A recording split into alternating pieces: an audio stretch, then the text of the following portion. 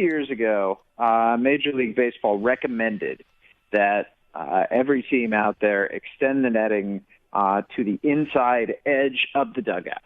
And that was a perfectly wonderful half measure to take, something that honestly, compared to what has been done around the world in Japan for well over a decade now, has been done in minor league parks, is embarrassingly soft. Four, I believe, teams that first year extended the netting all the way to the far end of the dugout, which protects a whole lot more people from these screaming foul balls that fly into stands, like the one yesterday that hurt the child at Yankee Stadium, like ones that have injured thousands, literally thousands of people every year going back for decades now. And so the fact that this policy does not include at least a mandate to have netting all the way to the end of the dugout, if not all the way down the line, is just it's reprehensible and it's morally wrong. And that, to me, is the great issue here, that Major League Baseball is more concerned about everything other than the safety of its patrons. Well, what is the everything then? Why isn't it happening?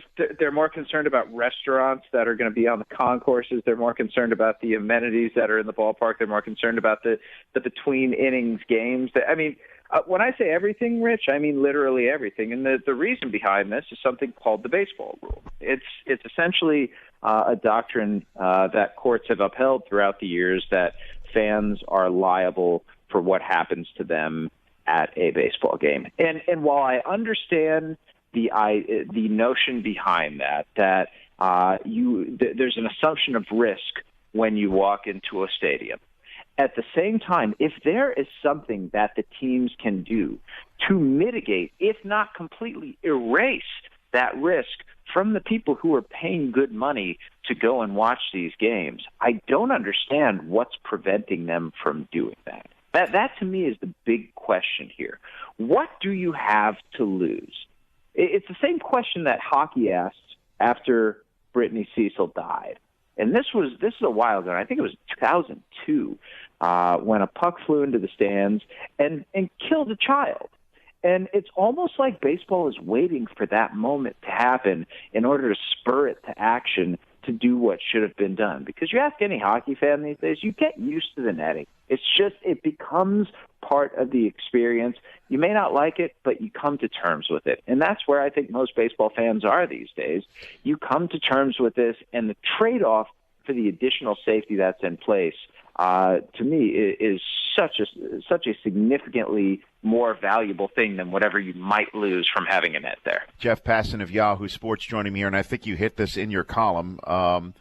I said this earlier in the show, that for any fan out there that baseball thinks exists, that says, you know what, I've got these seats, my season seats have been on the first base line, my family passing it down for all these years, or they like sitting first, third base line, that I don't want a netting. I don't want that visual impediment.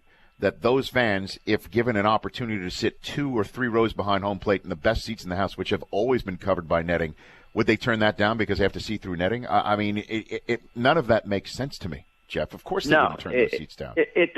I mean, you put it well. The seats that are considered most desirable, not for everybody, but we're all going to have our own preferences. But the seats that are considered most desirable in a baseball stadium are covered by nets. And you know what? I've sat behind home plate before. I don't see the netting. Your eyes adjust so that it literally is like you're watching the game without anything in front of you. The human brain is a wonderful thing, and it tunes out the things that you don't want to focus on. And if you don't want to focus on the net, if you want to focus on the game, you will focus on the game and the players and the ball and everything that comes with a baseball game. The one argument to me in favor of not putting up netting is that it takes away from the experience of catching a foul ball. You know what, though? Balls can be tossed into stands by players. Balls can be put through special areas in the netting if teams want to do that. You can make the experience, if not as good, then certainly in that same neighborhood. And the ability for parents to take their children down into that area and get closer to the field and really grow to love baseball the way that I think you especially can when you can smell the grass and you get that close to the game and see the speed and the excitement. To me, the trade-off there is enormous. And anybody who wants a ball, you know what? Go to Dick's and buy one.